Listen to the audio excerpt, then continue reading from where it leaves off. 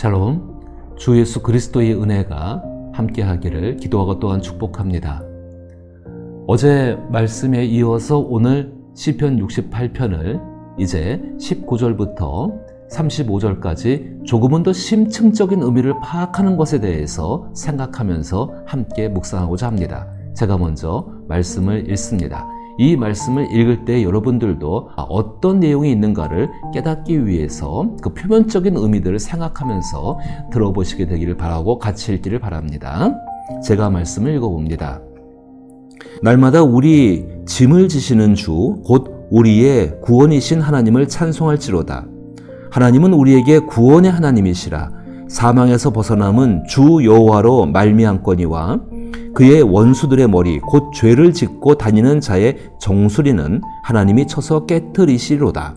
주께서 말씀하시기를 내가 그들을 바산에서 돌아오게 하며 바다 깊은 곳에서 도로 나오게 하고 내가 그들을 심히 치고 그들의 피에 내 발을 잠그게 하며 내 집의 개의 혀로 내 원수들에게서 제 분깃을 얻게 하리라 하시도다. 하나님이여, 그들이 주께서 행차하심을 보았으니 곧 나의 하나님 나의 왕이 성소로 행차하시는 것이라. 소고치는 처녀들 중에서 노래 부르는 자들은 앞서고 악기를 연주하는 자들은 뒤따르나이다. 이스라엘의 근원에서 나온 너희여, 대회 중에 하나님 곧 주를 송축할지어다. 거기에는 그들을 주관하는 작은 베냐민과 유다의 고관과 그들의 무리와 스불론의 고관과 납달리의 고관이 있도다. 내 하나님이 너의 힘을 명령하셨도다. 하나님이여, 우리를 위하여 행하신 것을 견고하게 하소서. 예루살렘에 있는 주의 전을 위하여 왕들이 주께 예물을 드리리이다. 갈밭과 들짐승과 수소의 무리와 만민의 송아지를 꾸짖으시고 조각을 발 아래에 밟으소서. 그가 전쟁을 즐기는 백성을 흩으셨도다.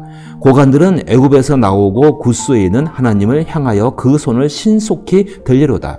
땅의 왕국들아, 하나님께 노래하고 주께 찬송할지어다. 옛적 하늘들의 하늘을 타신 자에게 찬송하라. 주께서 그 소리를 내시니 웅장한 소리로다. 너희는 하나님께 능력으로 돌릴지어다. 그의 위엄이 이스라엘 위에 있고 그의 능력이 구름 속에 있도다. 하나님이여, 위엄을 성소에서 나타내시나이다. 이스라엘의 하나님은 그의 백성에게 힘과 능력을 주시나니 하나님을 찬송할지어다. 아멘.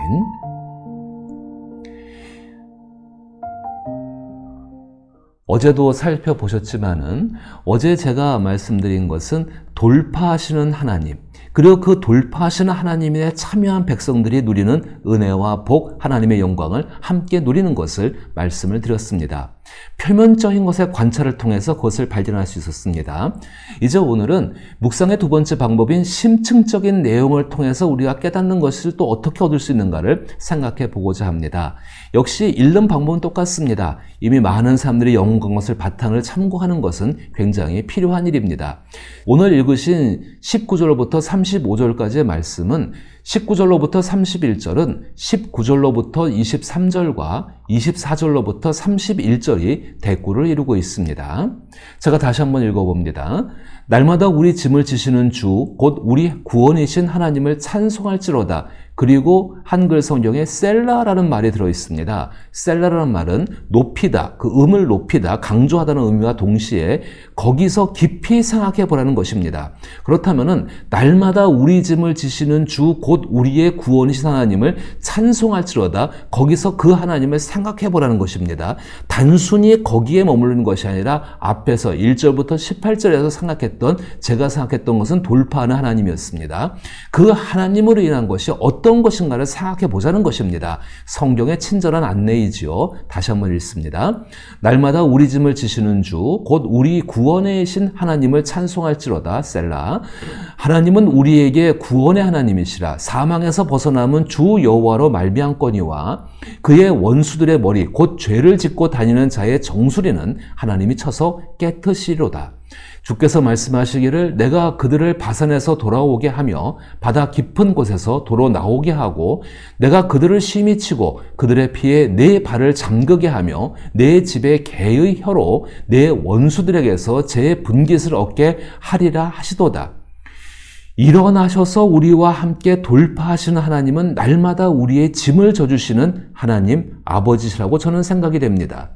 그 하나님과 함께 행진하며 당신에게 주어지는 은혜의 선물이 무엇인지를 20절로부터 23절을 통해서 찾아보십시오. 그리고 주 예수의 말씀처럼 수고하고 무거운 짐을 벗기시고 가벼운 멍에를 메는 것이 얼마나 우리의 삶에 행복한 일인지를 생각해 보십시오. 주 예수님의 성품을 닮아가며 주 예수님처럼 말씀을 이루는 일에 자신을 희생해서라도 헌신하는 것이 참으로 가치 있는 일임을 더욱 확신할 수 있습니다. 바로 이것이 심층적인 의미를 통해서 우리의 삶 가운데 하나님이 말씀하시는 것을 듣고 있는 것입니다. 이처럼 하나님 말씀을 통하여 자신이 가지고 있던 헌신과 희생에 대해 다시금 그 다짐을 새롭게 하고 우리를 견고하게 하며 더 충성스러운 사람으로서 하나님과 함께 신앙의 삶을 살아가게 합니다. 이것이 바로 우리 가운데 성경의 말씀을 가지고서 기도하는 것입니다. 이미 하나님과 우리가 함께 있음을 이제는 성경을 통해서 알고 있기 때문에 바로 하나님 말씀을 통해서 비록 지금 내가 지고 있는 하나님과 함께 살아가고 있는 그런 것들이 힘겹고 어렵다 할지라도 그 가운데에서 오히려 하나님께 감사하고 은혜와 지혜를 구하고 그것을 따라 기억하면서 기도하면서 그 기도대로 살아갈 수 있는 힘을 얻고 또 그 기도를 드릴 수 있게 되는 것입니다. 19절로부터 23절에 화답으로 등장하는 24절로부터 31절까지는 하나님이여 그들이 주께서 행차하심을 보았으니 곧 나의 하나님 나의 왕이 성소로 행차하시는 것이라. 소고치는 처녀들 중에서 노래 부르는 자들은 앞서고 악기를 연주하는 자들은 뒤따르리이다. 이스라엘의 근원에서 나온 너희여 대회 중에 하나님 곧 주를 송축할지어다. 거기에는 그들을 주관하는 작은 베냐민과 유다의 고관과 그들의 무리와 스불론의 고관과 납달리의 고관이 있도다. 내 하나님이 너의 힘을 명령하셨도다. 하나님이여 우리를 위하여 행하신 것을 견고하게 하소서. 예루살렘에 있는 주의 전을 위하여 왕들이 주께 예물을 드리리이다. 갈벳의 들짐승과 수소의 무리와 만민의 송아지를 꾸짖으시고 은 조각을 발 아래에 밟으소서. 그가 전쟁을 즐기는 백성을 흩으셨도다. 고관들은 애굽에서 나오고 구스이는 하나님을 향하여 그 손을 신속히 들리로다. 이 말씀을 읽으면서 표면적인 관찰을 한다고 한다면 거기 나오는 단어들을 세세하게 살펴보아야 합니다. 특별히 한글의 단어를 살피는 것을 넘어서서 히브리어로 쓰여진 성경이기 때문에 그 원문들을 살펴보아야 되고 또 이 히브리 성경이 우리까지 전달되기 위해서 한 번의 번역을 거쳤던 그리스어적인 번역들도 살펴보아야 합니다. 그런데 그것은 굉장히 우리 가운데 어려운 일입니다. 그래서 지금처럼 인터넷이 발달되지 못하고 또 이것에 대해서 많은 번역본들이 나오기 전까지는 굉장히 우리 한글 성경을 이해하기가 어려웠습니다. 그런데 우리가 조금만 노력하면은 이렇게 단어들과 문장들을 보면서 이해했던 표면적인 그 내용들을 뛰어넘어서 각 번역들이 이미 우리 가운데 심층적인 의미를 전달해 주고 있습니다. 약간의 노력만 한다면은 얼마든지 발견할 수가 있다는 것입니다. 특별히 새 번역 성경이라는 것을 여러분 인터넷 검색창에 입력을 해보시고 엔터를 누르시게 되면은 그 사이트가 나오게 되는데 거기에는 참 많은 번역본들이 그대로 올라와 있습니다. 참고하시는 그 정도의 노력은 하실 필요가 있다고 생각됩니다. 19절부터 23절에서 날마다 우리의 짐을 지어주시는 하나님께서 승리하시고 하나님의 성으로 들어오시는 하나님을 바라보며 하나님을 환영하는 백성들과 만민의 모습을 말하고 있습니다. 다소 내용이 직관적으로 이해하기가 어려운 건 사실입니다. 자, 그럴 때만 아까 제가 말씀드린 것처럼 개역 개정 성경 외에 다른 한글 성경을 읽어보면 의미가 쉽게 다가옵니다. 표준 새번역에서 이 부분을 이렇게 번역해 놓았습니다. 제가 한번 읽어봅니다. 하나님, 주님의 행진하심을 모든 사람이 보았습니다. 나의 왕, 나의 하나님께서 성소로 행진하시는 모습을 그들이 보았습니다. 앞에서는 합창대가, 뒤에서는 현악대가, 한가운데에서는 소녀들이 소구치며 찬양하기를 회중 한가운데에서 하나님을 찬양하여라, 이스라엘 자손아 주님을 찬양하여라 합니다. 맨 앞에서는 막둥이 베냐민이 대열을 이끌고 그 뒤에는 유다 대표들이 무리를 이끌었고 그 뒤에는 스불론 대표들이 그 뒤에는 납달리 대표들이 따릅니다. 하나님, 주님의 능력을 나타내 보이십시오. 하나님, 주님께서 우리에게 발휘하셨던 그 능력을 다시 나타내 보이십시오. 예루살렘에 있는 주님의 성전을 보고 뭇 왕이 주님께 예물을 드립니다. 갈대숲에 사는 사나운 짐승들과 문나라의 황소떼 속에 있는 송아지떼를 꾸짖어 주십시오. 조공바퀴를 탐하는 무리를 짓밟으시고 전쟁을 좋아하는 백성을 흩어주십시오. 이집트에서는 사절단이 온갖 예물을 가지고 오고 에티오피아 사람들은 서둘러 하나님께 예물을 드립니다. 이렇게 번역한 것을 보면은 뭔가 의미가 확실히 하나님의 영광 승리, 그리고 그 승리 가운데에서 참여하지 않은 사람들, 그동안 하나님의 대적을 했던 사람들을 꾸짖는 모습들을 쉽게 느낄 수 있습니다. 그런데 조금은 더 특별한 성경들도 읽어보실 필요가 있습니다. 제가 자주 보는 유진 피터슨의 메시지 성경 시편에서는 이 부분을 보아라, 행진하시는 하나님을, 나의 하나님, 나의 왕께서 성소로 행진하신다.